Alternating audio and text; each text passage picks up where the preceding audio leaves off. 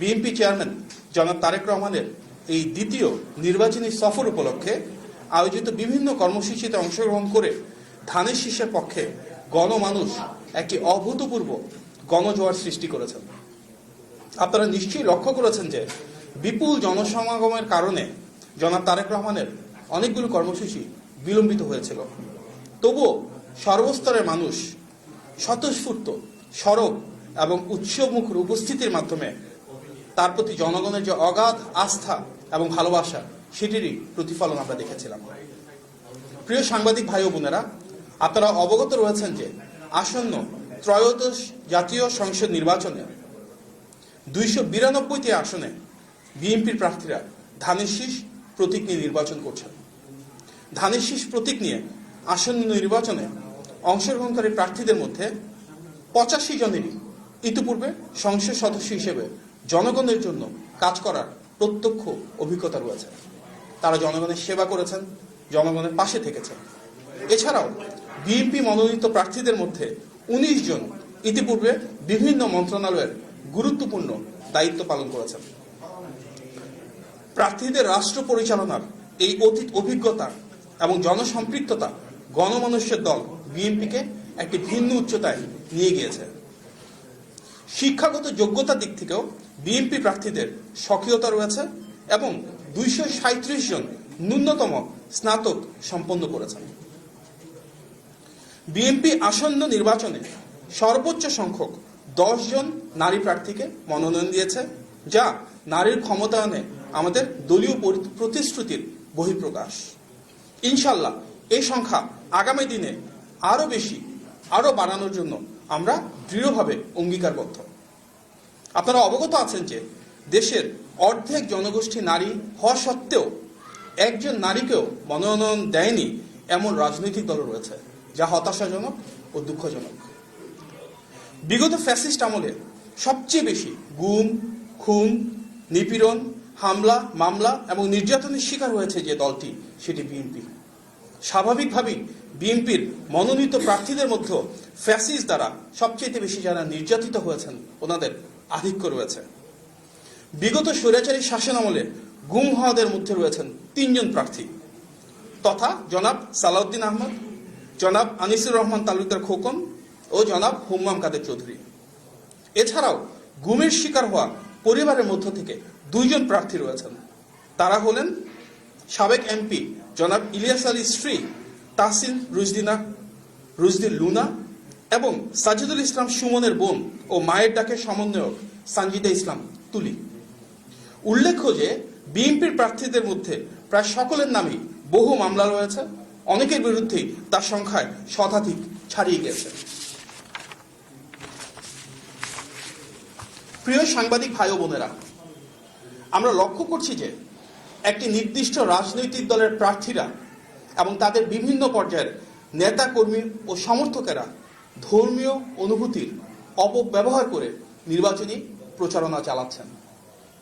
সামাজিক যোগাযোগ মাধ্যমে প্রকাশিত এ ধরনের কিছু পোস্ট এবং ভিডিও আমাদের সবার নজরে এসেছে, যেখানে বলা হচ্ছে তাদের প্রতীককে জয়লাভ করানো মানে নিজের ঈমানকে জয়লাভ করানো এবং জান ও মাল দিয়ে সেই প্রতীককে জয়লাভ করানো ঈমানের দায়িত্ব। বলা হচ্ছে যে দুঃখজনকভাবে বলতে হয়, কবরে গিয়ে বলা যাবে দিন কায়েমের জন্য সেই নির্দিষ্ট প্রতীকে ভোট দেওয়া হয়েছে। ধর্মের অপব্যাখ্যা দিয়ে ভোট চাওয়ার এই অপপ্রয়াস অনাকাঙ্ক্ষিত। এটি দৃশ্যমান যে ধর্মীয় বিশ্বাস ও আবেগকে ব্যবহার করে দেশের ভোটারদের প্রভাবিত করার যে চেষ্টা, সেটি নির্বাচনের স্বচ্ছতা, নিরপেক্ষতা, অবাধ ও সুষ্ঠু পরিবেশকে মারাত্মকভাবে ক্ষুণ্ণ করছে। আপনারা জানেন, এ ধরনের কর্মকাণ্ড গণপ্রতিনিধিত্ব আদেশ 1972-এর 77(1) ঘ অনুচ্ছেদে সুস্পষ্ট লঙ্ঘন এবং আইন অনুযায়ী অসৎ প্রভাব বিস্তার হিসেবে শাস্তিযোগ্য অপরাধ হিসেবে পরিগণিত হয়। তাই আমরা দ্রুত কার্যকর ব্যবস্থা গ্রহণের দাবি জানাচ্ছি। আপনারা জানেন, নির্দিষ্ট রাজনৈতিক দলটির কর্মী সমর্থকেরা বাড়ি বাড়ি গিয়ে মহিলা ভোটারদের এনআইডি কার্ডের কপি, মোবাইল নাম্বার এবং বিকাশ নাম্বার সংগ্রহ করছেন। এই বিষয়ে আমরা নির্বাচন কমিশনকে অবহিত করেছিলাম এবং বিষয়টি আমলে নেওয়ায় আমরা নির্বাচন কমিশনের প্রতি কৃতজ্ঞতা জ্ঞাপন করছি।